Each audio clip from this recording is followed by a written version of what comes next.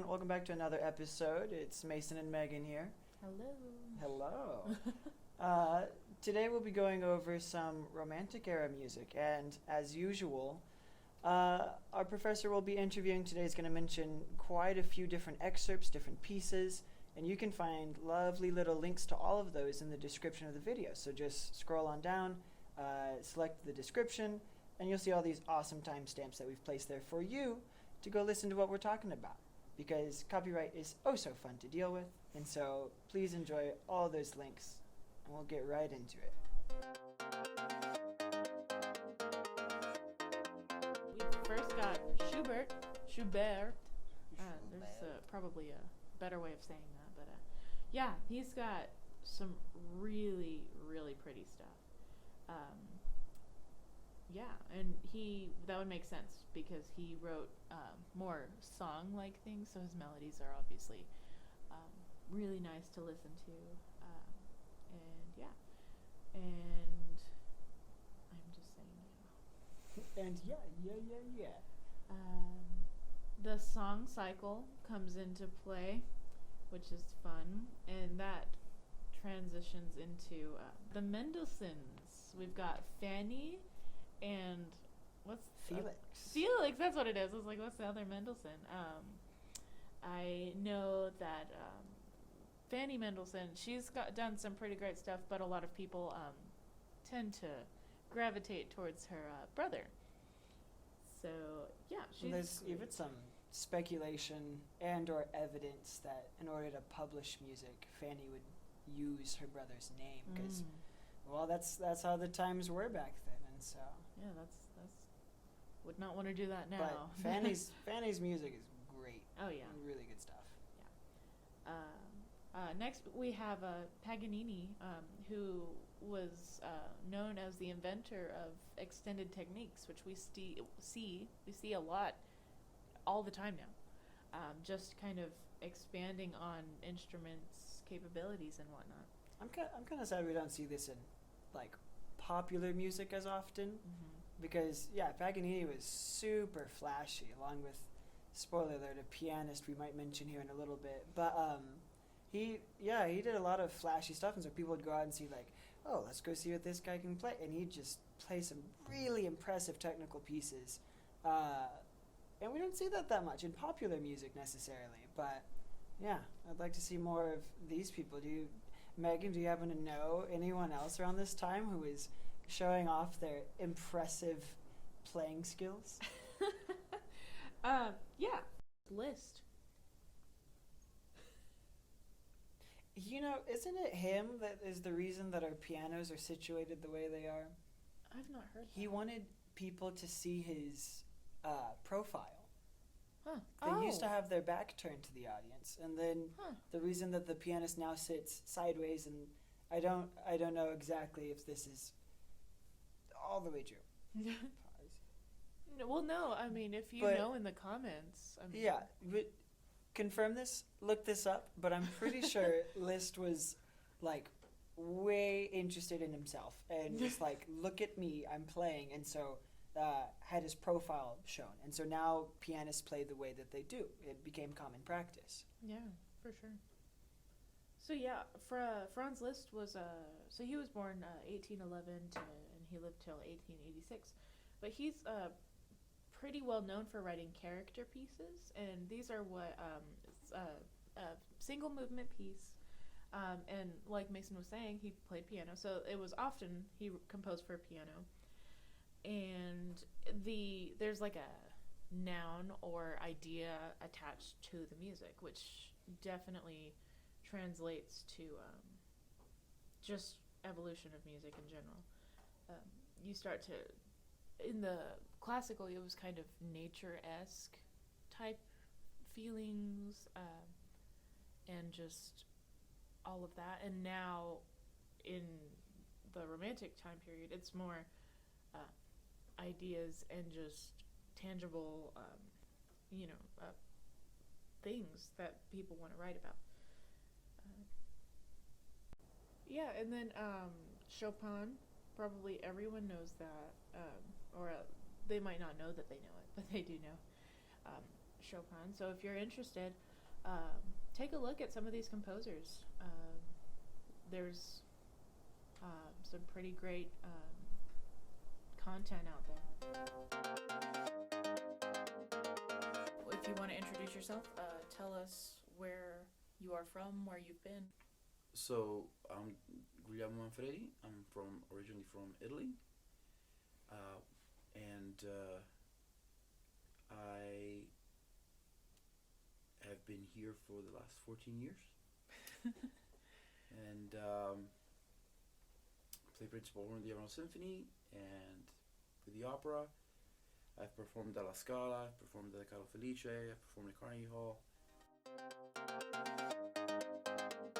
What are even just some romantic era practices that an audience of, say, high schoolers, so whenever you listen to like movie music, it's like, oh, they use classical music, and they can't tell the difference between, like also Sprach Zarathustra versus Beethoven's Fifth versus, you date back to Mozart. All right. Well, so the key component of romantic music is really the orchestra got bigger. I mean, if you want to really simplify it. So the classical, Haydn, the father of symphonies, very two woodwinds, you would have, four woodwinds, two flutes, two oboes, and usually really two bassoons. And clarinet was coming of age; it wasn't really invented yet. Mozart's the one that used the clarinet a lot. Loved the clarinet. Didn't like the oboes, but loved the clarinet. Two horns, and then two trumpets. Okay, not even trombones in some cases, except for the Requiem and so forth. So the instrumentation was minimal. It also, in the classical period, most of the performances were done in not in big concert halls. The first real public opera house was in Venice, the La Fenice, and that's when the invention of the big opera house and then the big concert hall came through.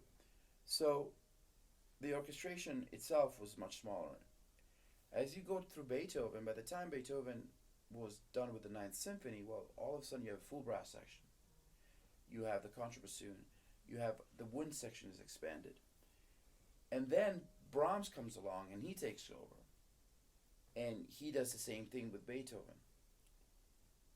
So moving from that, Schumann does the same thing. It expands the orchestra. And then of course you start going into the Tchaikovsky, and then finally get into Mahler, where he is essentially just towards the end of he is at the end of the Romantic period, and he just, by the time we get to Mahler 8, there's over almost 180 orchestra musicians, let alone without choirs, just the orchestra musicians. So the main takeaway from the Romantic period is that there's this explosion of the orchestra. Also because, just like the paintings, and just like you mentioned in the Industrial Revolution, there's so much activity and there's so much more. There was, from the classical paintings or even the Baroques, where it was all ornamented but still maintaining symmetry and clearing. By the time the Romantics came along, you have, it's just all color, just wash colors everywhere, just real intense, that then led into the futuristic era in the 1920s and so forth. But that's really, and the orchestra followed. The more instruments you have, the more colors you have. So that's really the one thing that when you try to explain to somebody that's not of our business, is like, well, it's not classical. That's a really thing. When you hear a romantic orchestra, it's where you hear the big orchestra, the big symphonic repertoire, in different, as opposed to, say, Haydn, Mozart, really the classicals. That's really, and early Beethoven. Beethoven, by the time he hits the Fifth Symphony, he starts to push boundaries, and without we haven't even talked about the expansion of the actual symphonic form. Symphonies could be 30 minutes long, and then all of a sudden, by the time you hit Beethoven 7, it's 45. Beethoven 9 is an hour, and then that becomes the norm, 45 to an hour, and then it's an hour and 10 minutes. So everything got bigger in the Romantic era.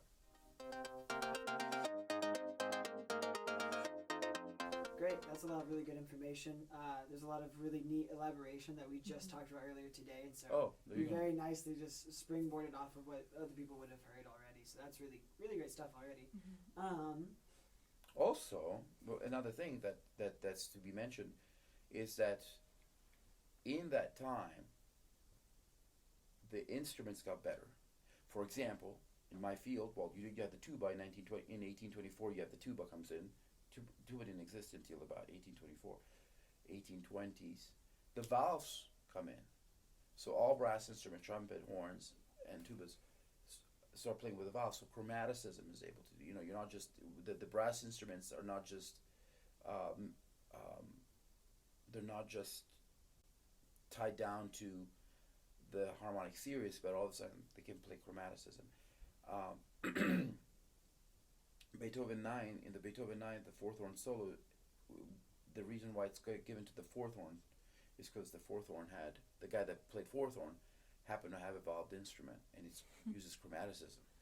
That's why it's the fourth horn. It's not for any other reason. The guy owned a horn that had valves, which were just brand new at the time. So, also you have to just like you mentioned again, the Industrial Revolution. You have all this development in the instruments. The instruments can play higher. They can play louder. They are built differently. They're built better, and so there's all of this opportunity that comes to play. That's what that allowed the composers to write this, to expand the form. Meanwhile, Mozart was always somewhat limited to the instruments that he had. Brahms expands the form. Took him 30 years to finish his first symphony, but he used the natural horns. He used the color. He liked that. He was pretty purist about that. But he knew what he was hearing everywhere else. So he would go, Brahms would go and he would hear Schumann or he was, cheating with his wife. But anyways, but and Schumann, Schumann is the guy that he would completely push the boundaries, and especially in every instrument. So he would use a lot of chromaticism. But Brahms would hear that. It's like, I'm going to do the same thing, but I'm still going to use those same colors of the classical era, because he was in love with that. But he still would hear his contemporaries explode the symphonic form, and then he would copy that, or at least he was inspired. Everybody was inspired by one another. So there's also that aspect that allowed Romantic music to just really expand in both in the symphonic form, as well as in the orchestra. Should we? I hate to get too into terminology. We did mention Brahms, and I know they're kind of. I think it starts in the Romantic era, but there's kind of a debate between something referred to as absolute music and like programmatic music. Basically, it's like music that has applied meanings to it, character pieces, pieces that tell stories. Scheherazade and Alpine Symphony. A lot of Strauss's tone poems. But Strauss already, Strauss is already he's already post-romantic. So you'd probably consider, I guess he's like right on that bridge. You hear like the last four songs. I mean, you went, that's almost serial. It's almost, there's elements of serialism in it. Yeah. Without even. By the time Mahler got to the Ninth Symphony, it was 12 tone. If you listen to Mahler 9, it's 12 tone. He doesn't know he's doing it, or he did, but it's not in intellectual form, but it's 12 tone. He developed his compositions developed by the time he gets to the Ninth Symphony, it's serial. It's probably, I don't want to say he didn't know he probably was doing it. We don't know. But it wasn't sort of Schoenberg or Hindemith intellectual. Okay, this is the tone row. He probably naturally just ended up to it. The genius ended up there. But if you listen to Mahler 9, it's 12 tone. There are tone rows everywhere. You can't. I mean, you'd have to look at the score. Actually, you'd have to probably look at the score to really figure it out. Then because it doesn't really sound like it, Really. but it's there. And you also talked about like just some great, just people in general. I think we can refer our people back to. I think maybe the next thing would be if I were a high schooler, say I was a high school horn player, maybe involved in the local orchestra. What might be some pieces or works that maybe I should look for if I'm wanting to expand my musical palette? Maybe. You know, it's funny. When I was in high school, I bought a CD by his name David Crable. He was principal horn of San Francisco for many years, and it was a CD where I ruined it. I listened to it so much that I wore it out. But it was him playing all these orchestral excerpts. At the time, it was kind of a novel thing, because you didn't have YouTube, we didn't have YouTube, or access to any of this. So for somebody to collect all these excerpts, and he would talk about it, and he'd play them, and and that to me was what really got me hooked, and he talked about Bruckner 4. I remember I was a freshman in high school,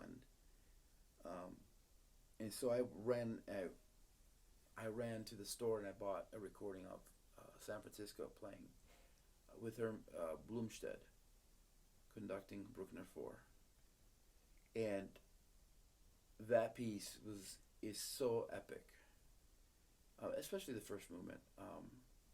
But that's really what sort of began my journey. It's listening to that recording of Blumstedt and with San Francisco Symphony of Bruckner 4. People would argue Bruckner is not the greatest. I mean, it's, oddly, coincidentally, that symphony is called Romantic. Coincidentally, but not that Bruckner would be considered like the most crafty composer. Yeah, people would argue that he was pretty middle of the line, but there's some really great stuff in there. And as a horn player, I was like, well, it just starts with the horn, ends with the horn. So, can't really go wrong. What more could you ask for? Could you ask for? It's hard right now with these generations, with these high schoolers, because, they're so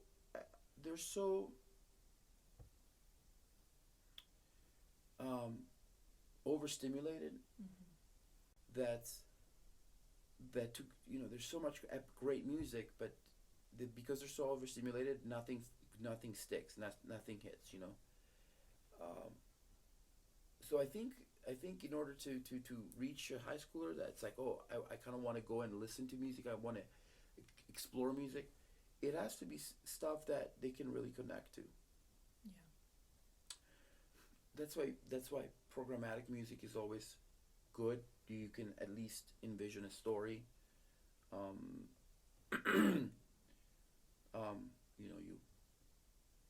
Mavlast or Moldau or pieces like that. You can really look at the journey, and those are usually pretty good beginner music appreciation pieces, for high schoolers. And that's why I think music in the Romantic period is a little more accessible, believe it or not, to a younger audience, because a lot of it they can hear it. Classical music, it has become very much an elite, an acquired taste, because it's beautiful and it's pretty, but if you don't really know about it, it's just beautiful and pretty. Right. Like with all the following forms, especially like if you sit through a concerto, like if you don't know like what's kind of coming next, right? You okay. or you go through like Haydn symphonies, and you're like, okay, Haydn, okay, that's pretty, and then you realize, hold on, you don't really know that every first, like, he starts slow, but every time it's longer, and he's just playing a joke on the audience. Like, how long can I go slow till they get bored? You know, I mean, it's funny, you know, but we know that as musicians, the average audience doesn't. It's like, oh, this is really like, and then Beethoven does it in Beethoven 7, and he's like, it's a 2.5 minutes of slow intro, and you're like, okay, but he's just making fun of the audience. He's like, how far can I go? You know, and so, but the average audience doesn't know that. So to tell a high schooler like, oh, you know, you have to appreciate this, like it's just boring. It's like, well, no, it's not really boring. At least yeah. But they listen to Alpine Symphony, or they listen to you know, Death and Transfiguration, or the Yamavlas or something. They can hear it. Oh yeah, that really is the heartbeat, or that really is the hero dying. That, you know, they can really hear it. So there's a little more, you know. So, or something that's extremely profound. I mean, you know, that is so just beyond them. That, you know, one piece is that actually I think people, you know, it's the Ave Verum by Mozart. You know, he wrote that when he was alive, but he was already dead when he wrote that. Because that's truly like Mozart's being romantic. I mean, there's nothing like that was written at the time. Not even his Requiem. Yeah, I think we chose the right person. Yes, we did. You did. Well, you know, I mean, it's more like you got lucky, because I've played a lot, most of them. Right. I've played a lot of that stuff, so, you know, That's just always good. by the nature of the beast, Yeah. you know, it's, you know, if it's got big horn, yeah, that's probably a lot of romantic. Yeah. Yeah, for sure. Mahler 1, 2, 3, 4, 5, and I stopped at 5. I haven't done 6, 7, or 8, or 9. Wow. You like collect rings for each of them. Right. I've done all Brahms. I've done all Beethovens. I've done. Is it Brahms who at like the very end of his writings start getting like really weird too? No. Who am I thinking of? There's a Schumann. Oh, is it Schumann? Well, he had Goes- neurosyphilis, Oh. so he was going crazy. Poor That's guy. not He's good. good. So, no, I mean, Brahms 4 is pretty. I mean, you know, he wrote the Requiem, and what else? Yeah, Tchaikovsky 1, 2, 4, 5, 6. Did not do that. I haven't done 3. Trying to think. But Symphony Fantastique, yes. All the stuff that I've played, I don't even remember. Scheherazade, three, 4 times. That's always Capriccio just Espagnol. Huh? Scheherazade's just catchy, like all of it. I think, to me at least, I think all of it's just really cool. Like, it's just catchy. Yeah, no, it's Like, great. there's Really. not a single movement where like I'm like, oh yeah, that doesn't matter. It's like no, it gets stuck in my ear for like 2 weeks. No, just it's great. It's a great it's piece. there. I think we're Quincy doing Korsakov's great. I heard next rumor about semester. that. Yeah. Well, alrighty. Well, thank you so much, Dr. Manfredi. No, my for pleasure. For your My words. pleasure, of course. All right, we're gonna transition to our Q&A section. Welcome to the Q&A portion of our podcast. Q&A. So, yeah, Q&A. Sorry, I'm excited for this part every time.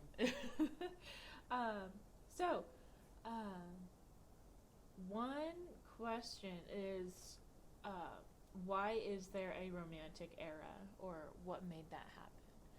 And for me, people get bored. I guess is just the most mundane way of saying it, but people want to Megan. I'm kidding. people want to expand. Once they know something, they're like, okay, what else is out there? And so over the course of just this podcast, just history in general, you're able to see, again, I've used the word evolution, but that change over time of just different techniques. They get more complicated. They don't get simpler unless you count minimalism, but that's its own thing. And that's for a later podcast, so you'll just have to wait for that. So yeah, do you have any other thoughts on that? Yeah, some other thoughts I have on that is there's a shift in kind of how people are thinking and how people are thinking about music. And so, like Dr. Manfredi mentioned, with the orchestras getting much larger, there's a lot more color you can put in there. Well, that's an entirely different thought anyways. It would be irrelevant to have a larger orchestra without the necessity of having a larger orchestra. And so we're thinking about making music in a different way than it was in the classical era.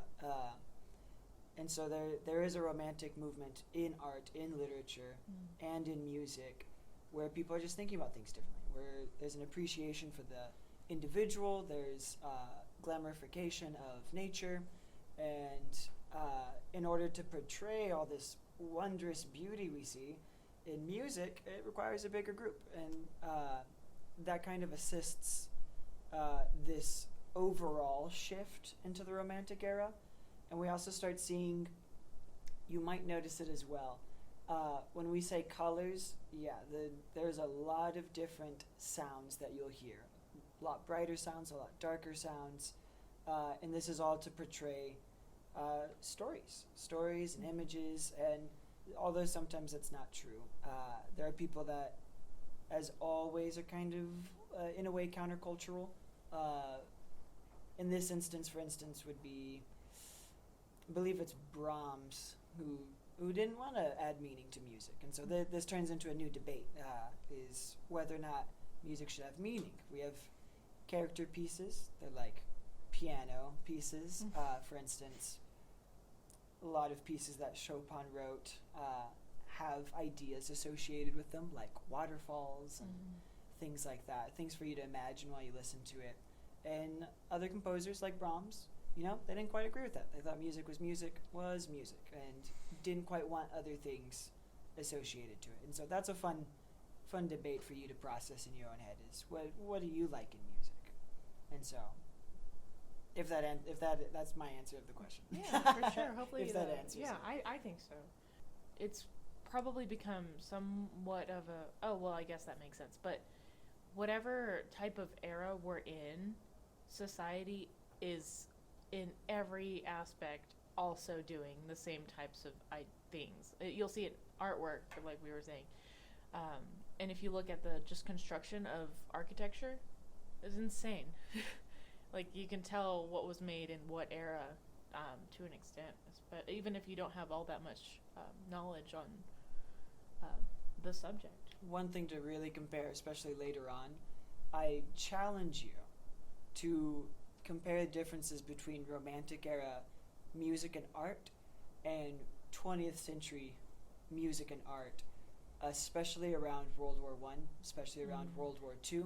You will find a lot of differences, and there's thought behind that. There's a movement that follows that, and that just goes along with that idea of what happens to you affects what you do.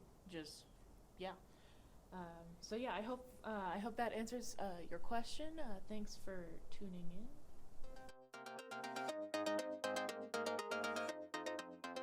Alrighty, everyone. So we have come to an end of our romantic podcast. It's a very sad time, but that's okay. Hopefully, you all learned something.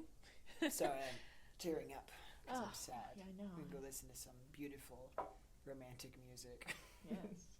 And so, just to leave you guys with just an extra thought, I would say to take notice, look around you a little bit more closely than you may have been just going through life, like Dr. Manfredi said, this generation, unfortunately, with our little super cool iPhones, we sometimes, miss a lot of details. Yeah. So absorb your environment. Really try to let things sink in.